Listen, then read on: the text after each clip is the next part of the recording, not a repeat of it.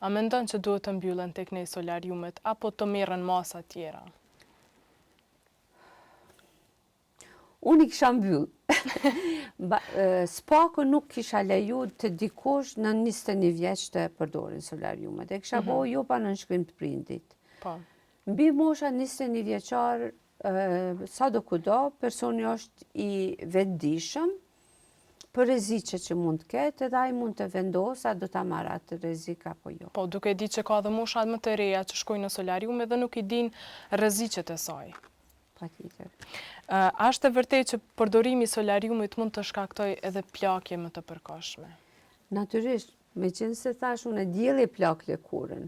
Dhe 10 minuta në solarium ose 2 orë në diell, efekti domethënë i solariumit në plakjen e lëkurës është më i shprehur se sa nga dielli. Si ndikon përdorimi i shpeshtë i solariumit në lëkurë, po themi në ato lëkurat më të ndjeshme?